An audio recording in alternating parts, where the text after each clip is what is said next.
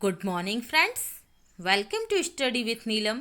आज है 7 जुलाई और 7 जुलाई के सभी best top current affairs question के साथ हम आज का लेक्चर शुरू करेंगे। उससे पहले आपको इन्फॉर्म करना चाहती हूँ कि जो हमारा पॉइंट टू पॉइंट सेक्शन था, अब हम उसे जीके के साथ कंप्लीट किया करेंगे, जिससे वीडियो की लेंथ जो थी बहुत बड़ी हो जाती थी, तो वो नहीं होगी। कम टाइम रहेगा, आप फटाक से इसे पढ़ सकेंगे और इंटरेस्ट भी बना रहेगा। एक और चीज़ कहना चाहूँगी आप लोगों से कि अगर आपको इस वीडियो लेक्चर की पीडीएफ फाइल चाहिए तो आप मेरा official Telegram channel study with Neelam join कर सकते हैं। ओके फ्रेंड्स, तो करते हैं शुरू। पहला क्वेश्चन है, पल्स नामक 3D प्रिंटेड नेकलेस संक्रमण से बचने के लिए किसके द्वारा विकसित किया गया है?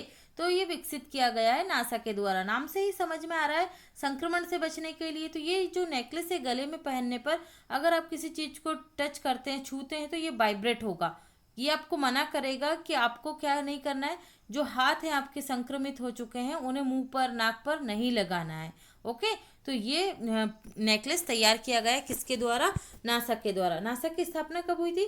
1958 में। मुख्यालय कहाँ पर है? वॉशिंगटन डीसी में। इसरो की स्थापना भी 1958 में हुई थी और इसका मुख्यालय कहाँ है? बेंगलुरु में।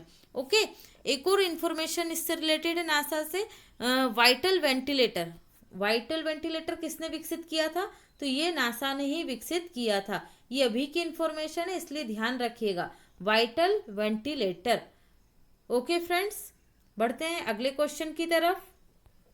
हाल ही में global e waste monitor report 2020 में कौन सा देश कचरे में सर्वाधिक योगदान करता है? ई कचरे में सर्वाधिक योगदान करता है, तो ये करता है चाइना। देखिए, ई कचरे का मतलब क्या होता है? जो खराब आपके कंप्यूटर्स हैं, उनसे जुड़े वायर्स होते हैं, खराब आपके कीपैड होते हैं, जो कीबोर्ड होता है वो, खराब मोबाइल, खराब लैपटॉप, खराब टीवी के उपकरण, खराब वॉशिंग मशीन, फ्रिज, जितना भी है मशीनें और उनसे जुड़े हुए उपकरण हैं, वो सभी किसके अंतर्गत आते हैं? ई कचरे के अंतर्गत आते हैं। इलेक्ट्रॉनिक कचरा या ई वेस्ट के अंतर्गत आते हैं। तो इसमें टॉप पे कौन रहा? चाइना। देखिए भाई, चाइना ने क्या किया था? 2019 के आधार पर ये रिपोर्ट तैयार की गई है। तो 2019 में चाइना ने 10.1 मिलियन टन 1 मिलियन टन ई कचरा का उत्पादन किया, मतलब इतना ई कचरा इनके यहाँ से निकला है। दूसरे नंबर पर है इसमें यूएसए। यूएसए में ई कचरे का उत्पादन 6.9 मिलियन टन हुआ है। और जबकि तीसरे नंबर पर है अपना प्यारा भारत। तो भारत में 3.2 मिलियन टन ई कचरे का उत्पादन हुआ है। आपको जानकर हैरानी होगी कि जो टोटल ई कचरा होता है 53.6 मिलियन टन होता है, और इसमें का इस 53.6 मिलियन टन का सिर्फ 17.4% ही क्या हो पा रहा है? रिसाइकल हो पाता है।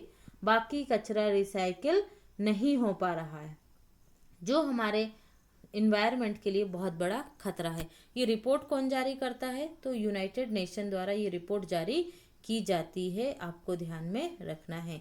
कौन जारी करता है रिपोर्ट? यूनाइटेड नेशन या यूएनओ। ओके फ्रेंड्स, बात आई है चीन की, तो चीन के बारे में कुछ इन्फॉर्मेशन देख लेते हैं। कैपिटल क्या है? कैपिटल बीजिंग है। करेंसी क्या है? रेनमिनबी है। प्रेसिडेंट कौन है इनके? तो सी जिनपिंग है। कौन है प्रेसिडेंट? सी जिनपिंग। चाइना को वैसे तो हम लोग सभी अच्छे से जानते हैं, लेकिन फिर भी चाइना भी हाल ही में इसने आर्म्स ट्रीटी जो होती है, जिसमें आपको बताना पड़ता है आपके पास परमाणु हथियार, न्यूक्लियर हथियार कितने हैं, उस ट्रीटी को इसने ज्वाइन करने की घोषणा कर दी है। कौन? चाइना इसमें आर्म्स ट्रीटी में शामिल होगा। चाइना के मंगल मिशन का नाम क्या है? Tian Y 1। तियान वाई 1, ठीक है, ये याद रखना, चाइना का मंगल मिशन है ये। चलिए बढ़ते हैं अगले पॉइंट की तरफ। लिंडेन ने हाल ही में संन्यास लेने की घोषणा की। इनका संबंध किस क्षेत्र से है या किस खेल से? तो ये बैडमिंटन के खिलाड़ी हैं, बहुत ही प्रसिद्ध हैं, वर्ल्ड के नंबर 1 खिलाड़ी भी रह चुके हैं। किस देश से हैं ये? चाइना से हैं। ओके, इन्होंने 2 बार ओलंपिक पदक भी जीता है, 2008 के बीजिंग ओलंपिक में और 2012 के लंदन ओलंपिक में। तो ये आप लोगों को ध्यान में रखना है। किससे संबंध है ये? बैडमिंटन से। इनके 20 साल का अच्छा कैरियर रहा और अब इन्होंने संन्यास लेने की घोषणा कर दी है। तो ये आप ध्यान में रखेंगे। लिन का संबंध किस क्षेत्र से है? बैडमिंटन के खिलाड़ी हैं ये, चाइना से। नेक्स्ट, हाल ही में भारत का पहला सोशल मीडिया ऐप एलिमेंट किसके द्वारा लॉन्च किया गया है? तो ये लॉन्च किया है उपराष्ट्रपति एम वेंकैया नायडू ने। ओके, एलिमेंट भाई देखिए, ये भी सोशल नेटवर्किंग साइट्स आपको समझ में आ रहा है। ये सोशल नेटवर्किंग साइट ये स्वदेशी है। ओके, इसका ज़्यादा से ज़्यादा उपयोग करें। कोई प्रचार नहीं कर रही हूँ, लेकिन स्वदेशी को अपनाना चाहिए। ओके, इसमें क्या क्या आपको फैसिलिटी मिलेंगी? Video calling, audio calling, e commerce facility और बाकी आपकी जितनी भी सोशल नेटवर्किंग साइट्स होती हैं उसकी तरह सारी फैसिलिटीज़ इस एलिमेंट ऐप में भी हैं।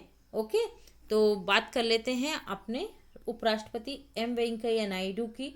ये देश के उपराष्ट्रपति हैं और इनकी सबसे जो बुक फेमस है वो कौन सी है? Learning, leading, listening. ये बुक आप इनकी है। इनके जो 2 साल का कार्यकाल हुआ था उपराष्ट्रपति के रूप में, उसके उपलक्ष्य में इन्होंने ये बुक लिखी थी। ओके फ्रेंड्स, बढ़ते हैं अगले क्वेश्चन की तरफ। आत्मनिर्भर भारत एप्स इनोवेशन चैलेंज किसके द्वारा लॉन्च किया गया है? तो ये लॉन्च किया गया है प्रधानमंत्री नरेंद्र मोदी के द्वारा। देखिए इसमें क्या है, ये चैलेंज है, इसमें कोई भी पार्टिसिपेट कर सकता है।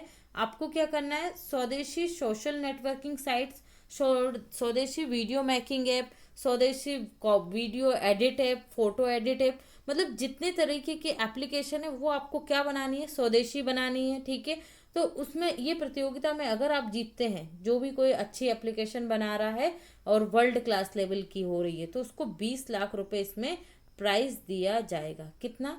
20 लाख रुपए सरकार की तरफ से। इसका मुख्य उद्देश्य क्या है? मुख्य उद्देश्य समझ चुके होंगे आप, भारत को आत्मनिर्भर बनाना। हम किसी भी देश के, चाइना के ही नहीं, किसी भी देश के एप्लीकेशन पर डिपेंड नहीं रहना चाहते हैं। आज चाइना कर रहा है जासूसी, कल से कोई और देश भी कर सकता है। इसलिए क्या होना चाहिए? स्वदेशी होना चाहिए। तो ये आप ध्यान में रखिएगा। किसने किया इनॉग्रेशन? प्रधानमंत्री नरेंद्र मोदी ने। बढ़ते हैं अगले क्वेश्चन की तरफ। एक और चीज़ यहाँ पर भूल गई हूँ, इसका स्लोगन है making India for India and the world. Making India for India and the world, ये इस जो इनोवेशन चैलेंज है इसका स्लोगन है या मोटो है। बढ़ते हैं अगले पॉइंट की तरफ। Listening, learning and leading book किसके द्वारा लिखी गई है? तो ये बता चुकी मैं आपको, वेंकैया नायडू के द्वारा लिखी गई है। हाल ही में चर्चा में रहा इंद्र वज्र ऐप किस सरकार के द्वारा लॉन्च किया गया है? तो ये लॉन्च किया गया है बिहार सरकार के द्वारा। देखिए हम सभी को पता है बिहार में क्या हुआ था, जो आसमानी बिजली गिरती है उससे 101 लोगों की मृत्यु हो गई थी। इस कंडीशन से बचने के लिए, क्योंकि ये तो प्राकृतिक दुर्घटना, इसे तो नहीं रोका जा सकता, तो इसके लिए इंद्र वज्र ऐप बिहार के आपदा प्रबंधन जो विभाग है उसके द्वारा विकसित किया गया है इस ऐप को। इस ऐप के माध्यम से क्या होगा? इसके माध्यम से आपको अगर बिजली गिरने वाली है तो उसके 30 से 40 मिनट पहले आपको मालूम पड़ जाएगा कि हाँ यह बिजली गिरने वाली है, और एरिया भी पता चल जाएगा कि आप जहाँ हो वहाँ से 20 से 25 किलोमीटर के एरिया में बिजली गिरने वाली है। ओके, तो ये अच्छा ऐप है, अच्छी क्वालिटी है इसमें। ओके, तो इससे क्या होगा? कम से कम लोगों की मृत्यु होगी। बात आई है बिहार की, तो बिहार के सीएम कौन है भाई? नीतीश कुमार हैं। कौन है? नीतीश कुमार। बढ़ते हैं अगले पॉइंट की तरफ। यहाँ के गवर्नर हैं फागू चौहान, और यहाँ के CJ chief justice of Patna कौन है? तो यह है संजय करोल। कौन है? Sanjay Karol. Governor Phagu Chauhan. Okay friends, बढ़ते हैं अगले क्वेश्चन की तरफ। यूनिसेवियर कीटाणु शोधन बॉक्स किस आईआईटी के द्वारा विकसित किया गया है? यूनिसेवर कीटाणु शोधन बॉक्स किस आईआईटी के द्वारा विकसित किया गया है? तो ये किया गया है आईआईटी रुड़की के द्वारा। किसने विकसित किया है? आईआईटी रुड़की ने। देखिए इसमें क्या होता है, जो आप किसी भी तरीके के कीटाणु संपर्क में आप आ रहे हैं, अभी आप देख रहे हैं कोविड-19 चल रहा है, इससे रिलेटेड ही है ये। मतलब सभी तरीके के जो कीटाणु होते हैं उनसे बचाने के लिए इससे क्या बोला गया है, डिसइंफेक्शन बॉक्स भी बोला गया है। तो ये यूनिसेवर कीटाणु शोधन बॉक्स किसके द्वारा विकसित किया गया है, आईआईटी रुड़की के द्वारा। क्योंकि महामारियां जो फैल रही हैं वो वायरस कीटाणु की वजह से ही आती है, तो उसका परमानेंट इलाज क्या होगा, कीटाणु शोधन बॉक्स होगा। किसने बनाया है, आईआईटी रुड़की ने बनाया है।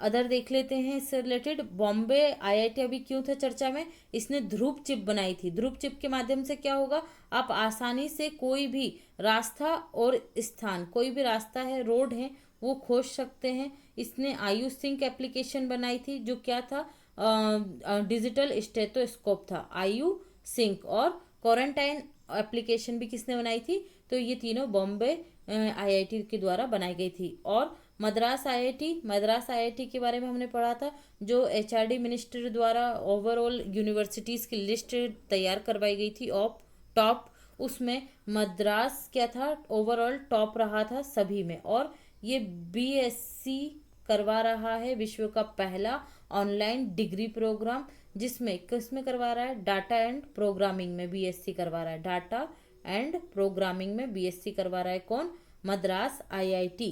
तो ये सारे फैक्ट आप याद रखिएगा। हाल ही में दुनिया के सबसे बड़े कोविड-19 हॉस्पिटल का उद्घाटन किया गया है। कहाँ किया गया है, तो दिल्ली में। इसका नाम क्या है, सरदार पटेल कोविड-19 सेंटर, सरदार पटेल कोविड-19 सेंटर। ओके, देखिए इसमें कितने हजार बेड हैं, 10,000 बेड हैं ना, ये ध्यान रखिएगा। इसमें 10,000 बेडों की सुविधा दी गई है। दिल्ली के सीएम कौन है, दिल्ली के सीएम है अरविंद केजरीवाल। गवर्नर कौन है, अनिल बैजल। अनिल बैजल ने ही इसका क्या किया है, उद्घाटन किया है। किसका, ये हॉस्पिटल का उद्घाटन अनिल बैजल के द्वारा ही किया गया है। और दिल्ली के जो हाई कोर्ट है उसके चीफ जस्टिस कौन है, डीएन पटेल। कौन है, डीएन पटेल। ओके फ्रेंड्स, बढ़ते हैं अगले पॉइंट की तरफ। हाल ही में किस राज्य सरकार ने आसपास नामक हेल्पलाइन सेवा प्रारंभ की है, तो ये प्रारंभ की गई है मध्य प्रदेश सरकार, मध्य प्रदेश में। ओके, तो मध्य प्रदेश के भी किस जिले में, ये है बैतूल जिले में। बैतूल जिले की जो पुलिस है उसने आसपास नामक हेल्पलाइन सेवा शुरू करी है। इसका उद्देश्य क्या है, उसका उद्देश्य है कि मध्य प्रदेश में जो सुसाइड केस हैं वो बढ़ते जा रहे हैं, तो उन्हें कंट्रोल करने के लिए, उन्हें रोकने के लिए इस ऐप को विकसित किया गया है। इस हेल्पलाइन के माध्यम से आप कॉल कर सकते हैं और वो आपको क्या करेंगे, जो आपको साइकेट्रिस्ट है उनसे मिलवाएंगे। आपका हेल्थ क्लासेस जो होती है, योगा क्लासेस होती हैं, मोटिवेशनल क्लासेस होती हैं, इन सब का व्यवस्था की जाएगी, जिससे लोग क्या हों, सुसाइड करने से बचें। ओके, और सुसाइड का रेट जो है बैतूल जिले मध्य प्रदेश में ये कम हो। बात आई है मध्य प्रदेश की, तो मध्य प्रदेश के चौथी बार सीएम कौन बन गए, शिवराज सिंह चौहान। और यहाँ की कार्यकारी राज्यपाल कौन बनी है हाल ही में, आनंदीबेन पटेल बन गई हैं। और यहाँ के हाई कोर्ट के चीफ जस्टिस कौन है, तो वो हैं AK मित्तल। कौन है, AK मित्तल। लोकसभा सीटें 29 हैं, राज्यसभा सीटें 11 हैं, विधानसभा की सीटें 230 हैं। कितनी हैं, 230 हैं। ओके फ्रेंड्स, बढ़ते हैं अगले पॉइंट की तरफ। देश में सर्वाधिक शिशु मृत्यु दर किस राज्य की है, तो ये किसकी है, मध्य प्रदेश की है। मध्य प्रदेश में सर्वाधिक शिशु मृत्यु दर है, जो अभी सर्वे आया है उसके अकॉर्डिंग। बढ़ते हैं अगले पॉइंट की तरफ। हाल ही में केंद्रीय खेल मंत्री द्वारा जूनियर खिलाड़ियों के लिए कौन सी योजना प्रारंभ की गई है, तो ये योजना प्रारंभ की गई है टॉप्स। कौन सी योजना है, टॉप्स। देखिए इस योजना का फुल फॉर्म है आपका target Olympic podium scheme, target Olympic podium scheme. इसके तहत क्या होगा, 2028 में जो होने वाले ओलंपिक हैं, कहाँ होंगे 2028 में, USA के लॉस एंजलिस में। उसमें भारत को टॉप 10 कंट्रीज में लाना।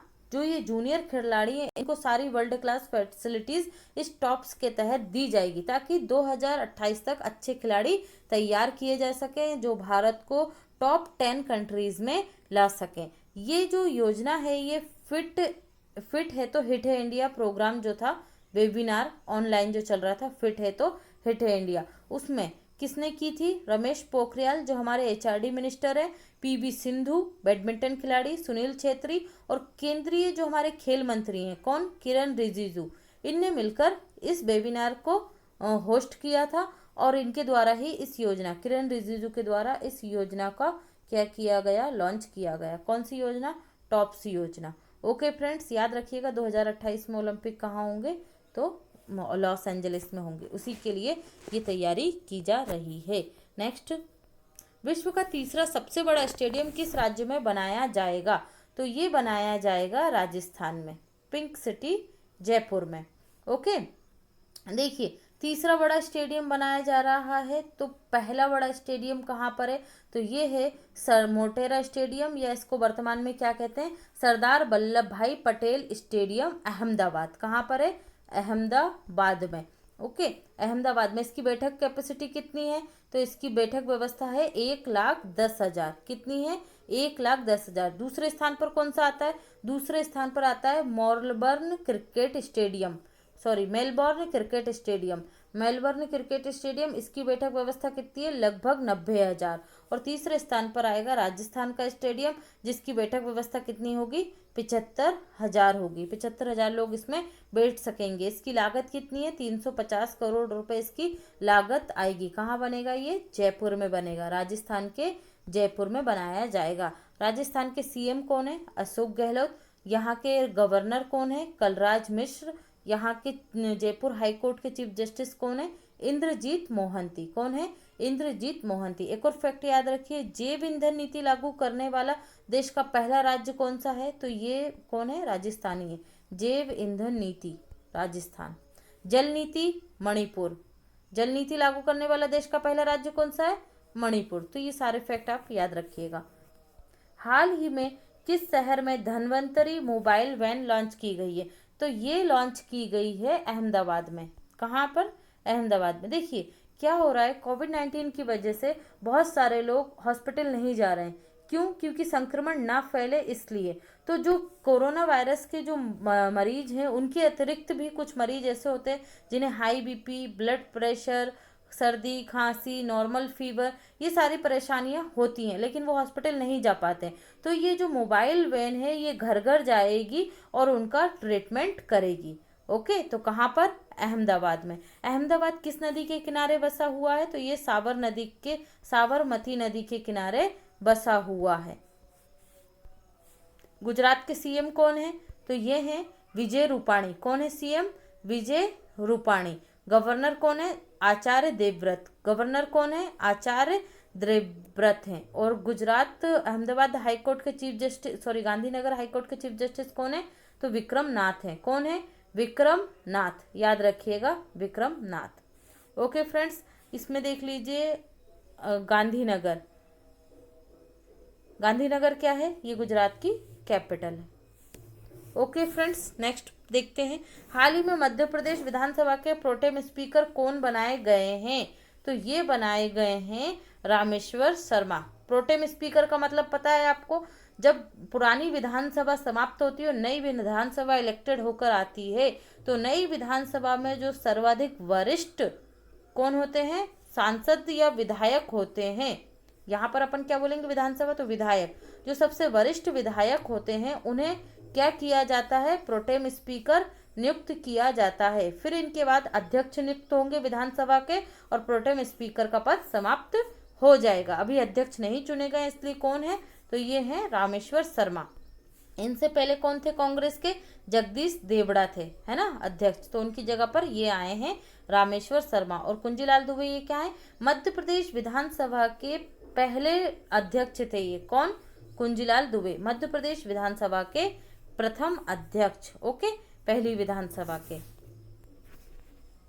तो फ्रेंड, ये था आज का वीडियो। कैसा लगा आप लोगों को? लाइक कीजिए, शेयर कीजिए, और अगर आपको इस वीडियो लेक्चर की PDF फाइल चाहिए तो आप मेरा official Telegram channel study with Neelam join कर सकते हैं। Thank you so much watching this video.